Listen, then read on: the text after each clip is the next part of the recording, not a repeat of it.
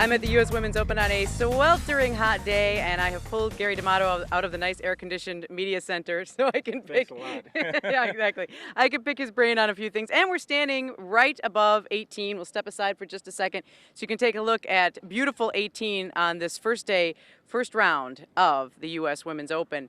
So, Gary, the first thing I want to ask you is it's been since 1998 that we've seen the U.S. Women's Open here in Wisconsin, and it's exciting. Are you getting the sense that golfers around the state are really excited and invigorated about having this back?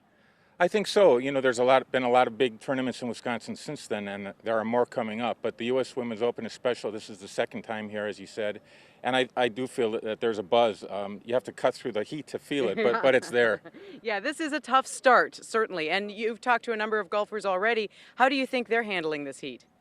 Well, you know, a lot of them are used to playing in heat. They came from Arkansas last week, where a lot of them said it was even hotter, and a lot of these young women live in Florida and play in this kind of heat every day. But still, having said that, it's different than the U.S. Open because of the pressure of the tournament, the difficulty of the golf course, and if you have a little bit of a mental lapse here, you're done. You're going to make bogeys in a hurry. So I think they're doing everything they can to stay hydrated. Some of them are saying they're drinking a bottle of water on every single hole, and so they're doing what they can. So just in layman's terms, for people who don't really know this course, can you describe its strengths? Its strengths are that there are really no let-ups. There isn't a single easy hole out there. It's long. The fairways are fairly generous, so you can hit driver off the tee.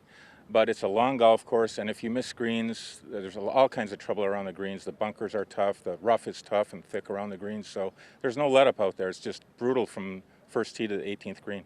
What are maybe the two toughest holes in your opinion? Well, the toughest hole in 1998 was number 7, which they played as a par 4 back then. Now it's a par 5, so that's a big difference because the women back then could not hold that green in 2 shots. They were hitting long shots into it, and the ball was bouncing over the green.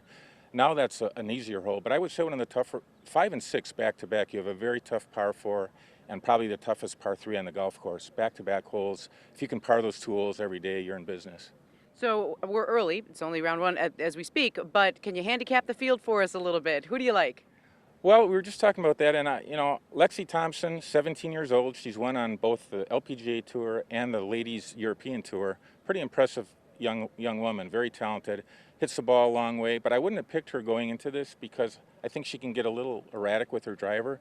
However, she shot a 200 par 70 in the opening round. Now I kind of like her chances. She's looking pretty good right now. What do you think about Cheyenne Woods and her future? And for those who don't know, this is Tiger Woods' niece, and I'm sure she draws even more of a crowd than your average golfer because of that fact. She has to fight through her name a little bit, but maybe it gives her a bonus too. I don't know. What do you think? I think there are definitely pros and cons. She played in the celebrity shootout here on Monday. They asked her, Kohler company asked her to play in that, and let's face it, they asked her because of her last name. She is a very talented young lady. She won the ACC championship at Wake Forest. She's won 30 amateur tournaments, and she learned golf in the same garage that Tiger Woods first swung his golf club in, and with her grandfather, Earl Woods. So I think she has a really bright future. Yeah, can you imagine? I mean, another Woods, but on the female side, with a lot of success, that would be quite a story. It would be huge. I mean, even if she just got in contention here, I mean, the attention and the hype would be just off the charts. This is only her second start as a professional. Sure. And you mentioned this off the top, but I think it can't be overstated.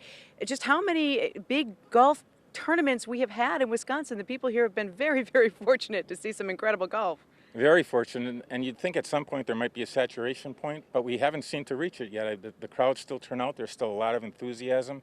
We have another PGA championship coming up in 3 years, right here at Whistling Straits, and then a U.S. Open in 2017, and then a Ryder Cup comes here in 2020. So there's a number of big events still coming. That is incredible. Gary DAmato, thanks for your insights. Thank you. All right, thanks for tuning in.